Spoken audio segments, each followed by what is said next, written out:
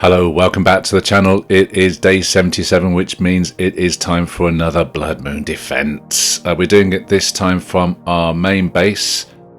We have a pre-existing Blood Moon bunker that's pretty solid in all honesty. You should see a link for a video that takes you round that. It has 3 zones. It has a fry zone that is all electric fences. You can just see us going through it here.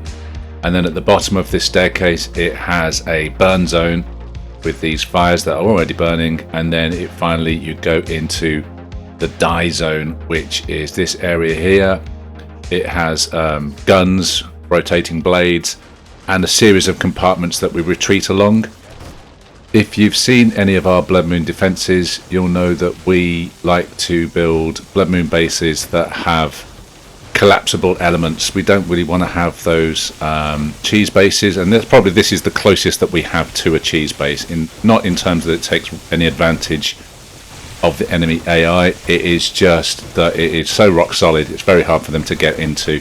Everything's still plated, there's guns everywhere, and it proves very difficult for them to get anywhere near us.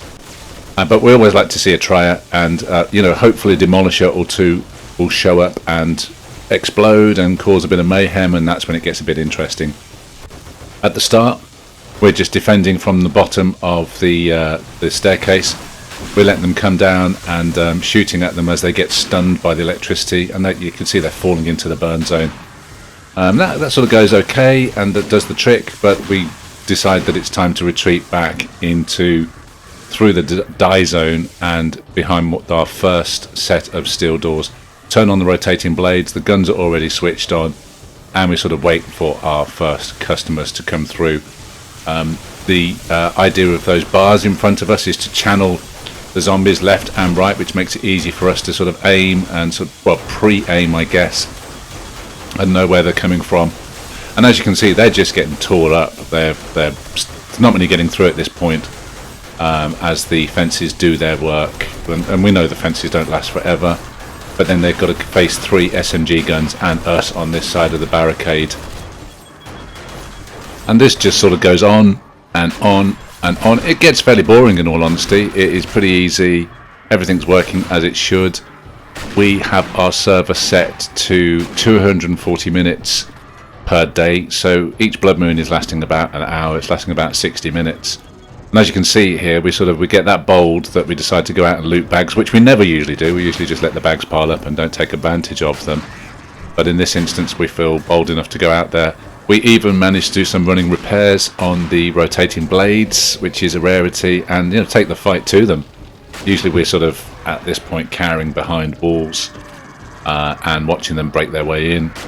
We notice at this point that the dogs have done a bit of damage. Actually, they've dug their way through those walls there and have managed to get around the side of them and start digging through the softer ground around our concrete walls. Not too scary really, because there's 2 blocks of concrete plus a steel block as well. But it gave us a chance to reinforce that, and it's interesting to see them breaking through. And this sort of went on. We just sort of started defending from the steps because we could. And we wanted a bit more action, going through quite a lot of ammo at this point. You can see the electric fences are now broken, and they've done their job there. They've slowed them down. We could hear a lot of vultures up there. You had a quick glimpse of them then. We have had an instance where the vultures have come through the roof and broken through all the way down into the bunker from above, but that roof is now 3 blocks of concrete and 1 steel block thick. At the stroke of midnight, they break through the first steel door. Now it's worth mentioning we have brought about 1,000 steel bars down here to reinforce things, so we could have reinforced that door and fixed it all, but again, in the idea of being sporting, we thought we'd let them get through. And here you can see I made a classic mistake. If you've ever seen any of my videos, you know I cannot throw things in 7 days to die. I always kill myself, and this instance was no different. I make a complete hash of putting myself out and healing myself and end up dying. I don't think Kate even notices at this point.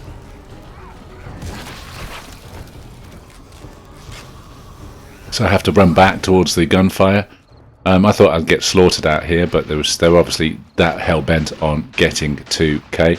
And as I pass over the top of him, you can see how far back our base is, how far underground it is, and how much you have to travel to get to where we are defending. But you know, all things considered, I didn't really suffer too much from that. Kay was heroically holding the base on his own. Enough of that. I think he was actually surprised to see me outside. He couldn't quite work out what had happened there. He didn't realise how stupid I am. And this sort of went on. This went on and on and on. It, you know, if I'm honest, it wasn't the most amount of fun we've had during a blood moon. It was missing demolishers. You can see that we're just easily taking care of this lot. And again, we started journeying back out onto the surface and fighting them out in the open, which is a complete rarity. We never do this, and we usually get slaughtered if we do this.